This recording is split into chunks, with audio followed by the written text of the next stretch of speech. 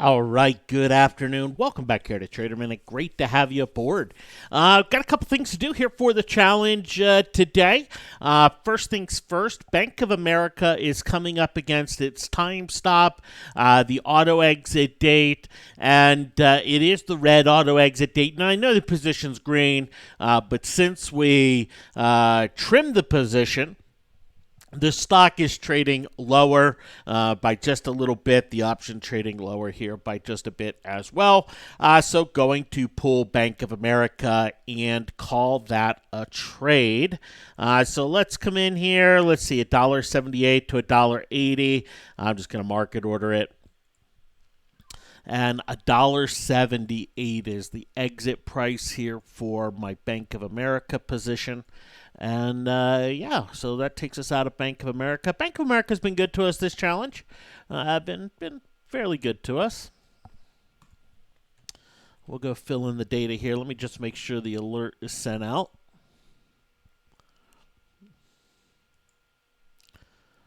All right, there we go. So, $1.78 is our exit price here.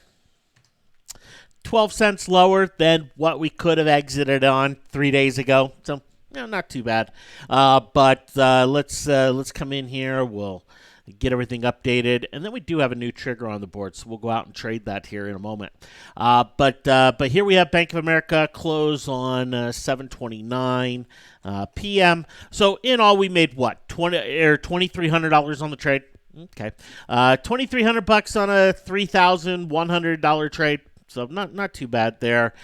Bank of America did us well last month as well, where we were able to pull about $1,400 out of it. So not hitting home runs with Bank of America, but definitely definitely is helping the challenge out a little bit with those two trades. And both times it kind of did the same thing. It went up and it hit its 2 average true range level, and then it ticked on back. And we can see that right here on the first trade. 228 was our sell price originally, and then we sold the rest for $1.95. Now $1.90 at $1.78. So both times kind of that same element. We didn't get that punch up, punch follow through, here with the trade, but hey, there we are. All right, so that leaves the challenge just shy of 17,000, just shy of 14,000 in gains, and rolling here. But it is all in cash. Now we do have a new signal on the board here this morning, and that is Honeywell, or this afternoon, excuse me. That is Honeywell. Honeywell has a fresh 3-7 crossover here. It is trading at the higher side of its range, and so going to go out and trade Honeywell. Now this is not a stock that I can trade every time it signals, simply due to the fact that sometimes the option spreads are just ridiculous. And I've been watching the options all afternoon, just kind of spot checking them, kind of seeing how they're trading, where they're at, just to kind of see, okay, is this something I'm going to be able to trade?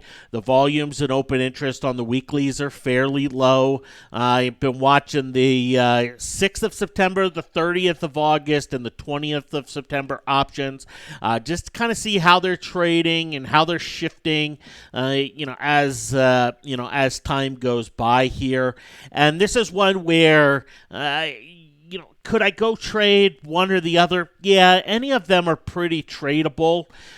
The monthly, though, if the trade goes against us, is going to have a little bit better of an exit, a little easier of an exit level, where the September weeklies, they're going to be a little tougher to exit. So, just kind of thinking about, okay, how do we go and we position this to really kind of take advantage? This is something where the stock has an average true range of 225. So we're looking at about a 450 move to hit the first profit target, and 225 loss to hit the first stop target here. So if we come in, let me just put in the let's just put in the delta here. So if we come into something like the 175, we're down about a $1.20 on the options if it goes against us, and we're up by just about 100% if the option goes our way. And so that's kind of the one I'm leaning towards right here. It is going to have a little bit higher of a spread percentage-wise, but it's not too bad here with it. So I'm just going to look to go and do 15 contracts. I'll see if they'll fill me at 267 here. And yeah, no problem at 267. And these are the 6th of September. So the alert's going to go out here, and then we'll go fill out the spreadsheet. But bear with me for just a second here to make sure the alert is all out and going. But this is Honeywell. Okay, its ticker is Honeywell. And the price, $267 was my fill price. That's the current ask price there. On 15 contracts. Okay, 15 contracts. And again, this is the 6th of September. 6th of September, 175 calls. All right, 175 calls. And there we go.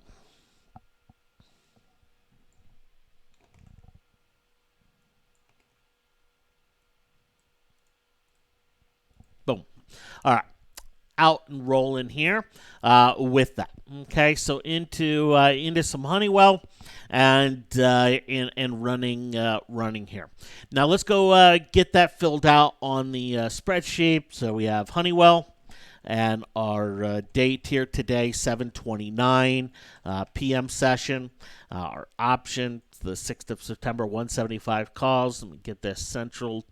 And yeah, we'll go put a little fill color in here just to highlight it. There we go. In the price entry that I got was 267. Number of contracts 15. Stock entry price on Honeywell when I got in 174.58. All right. 174.58. And I understand it's moving a little bit, a little up, a little down.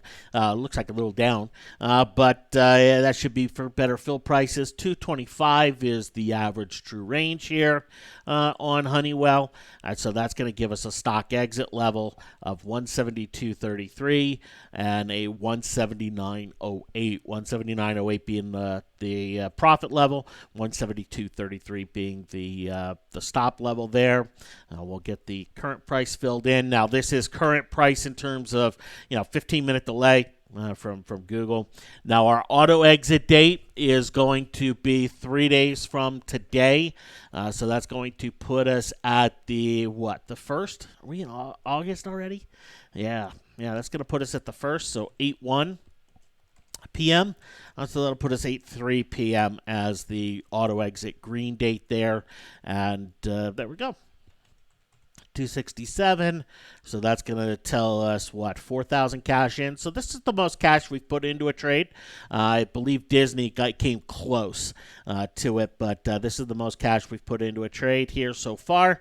And there we go. We are in and we're rolling.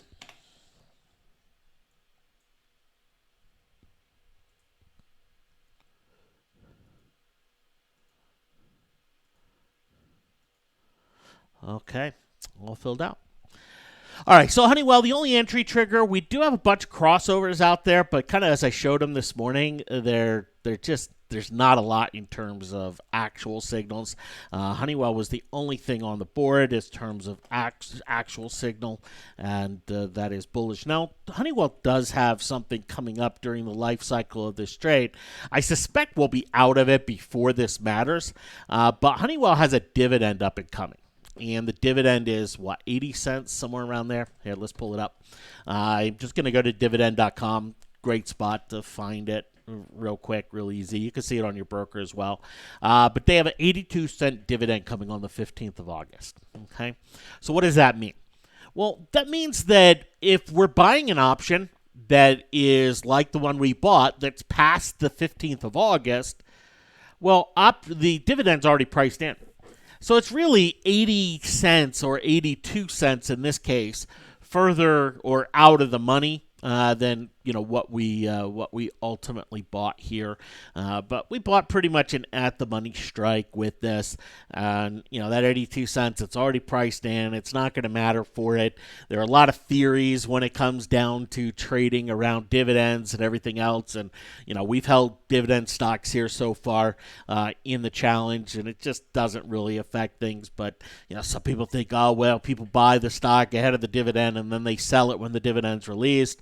And yeah, we can find situations where that's the case, but we can also find a lot of situations where the dividend's released and the stock goes up. And a lot of that is some of the stock some of the prep for some of the rebuys that come in.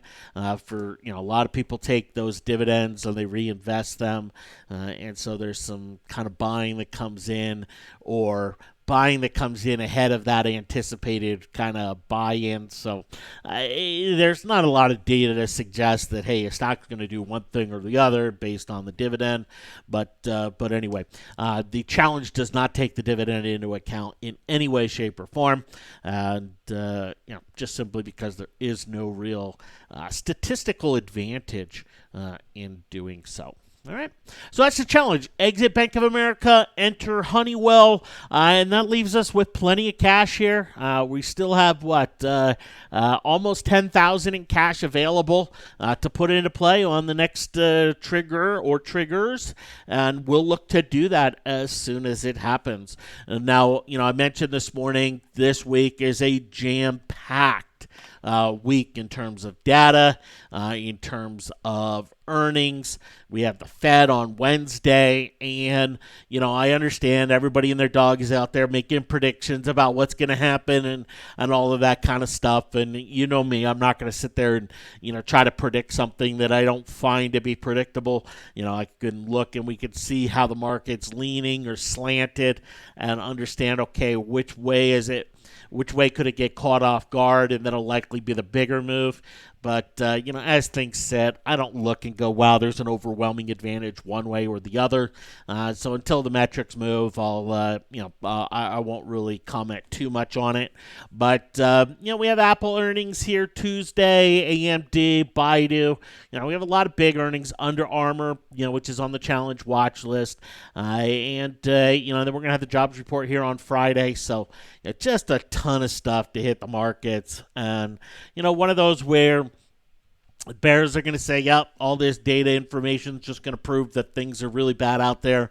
And the bulls are going to say, hey, you know what? All this data information creates certainty. Certainty is what gets bought up, and, off the market's going to go. So those are the kind of the two arguments that tend to be made when we go into some periods like what we're facing with here this week.